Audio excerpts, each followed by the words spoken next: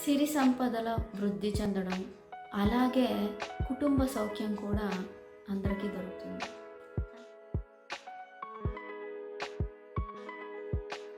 అందరికీ నమస్కారం. ఆస్ట్రోగ్రిడ్ సంపూర్ణ వాస్తు యూట్యూబ్ ఛానల్కి స్వాగతం.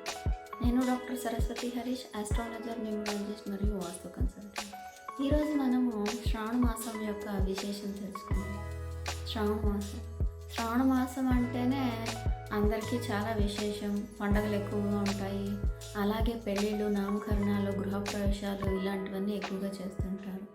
అంతేకాకుండా మంగళగౌరి వ్రతము, వరమహాలక్ష్మి వ్రతం, శ్రీకృష్ణ జన్మాష్టమి అన్నీ ఇదే మాసంలోనే వస్తుంటాయి. మళ్ళీ శ్రావణ మాసంలో వెంకటేశ్వర స్వామికి చాలా విశేషంగా శ్రావణ శనివారాలు చేస్తుంటారు. ఇవి మాత్రమే కాకుండా శ్రావణ మాసంలో శివారాధన కూడా చాలా మంచిది. శ్రావణ మాసాన్ని శివుడికి అర్పించారు.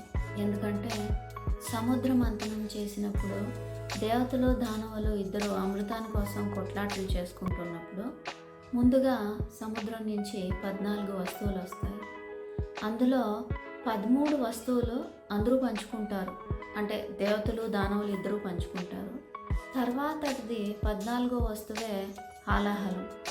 ఈ ప్రపంచాన్ని నాశనం చేసే హాలాహలాన్ని శివుడు తాగుతాడు.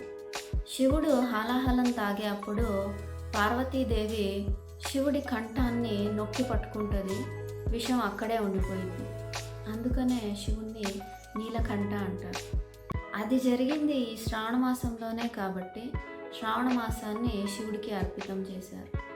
ఈ సంవత్సరం ఆగస్టు 5వ తారీఖు నుంచి సెప్టెంబర్ 3వ తారీఖు దాకా శ్రావణ మాసం ఉంటుంది.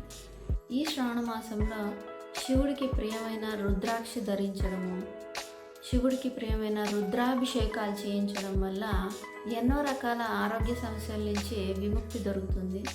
మంచి ఆరోగ్యం, అలాగే పిల్లలకి మంచి విద్యాభ్యాస వృద్ధి, సిరి సంపదల వృద్ధి చెందడం, అలాగే కుటుంబ సౌఖ్యం కూడా అందరికీ దొరుకుతుంది. శ్రావణ మాసంలో వచ్చే సోమవారాల రోజు శివుడికి రుద్రాభిషేకాలు చేయించడం చాలా మంచిది.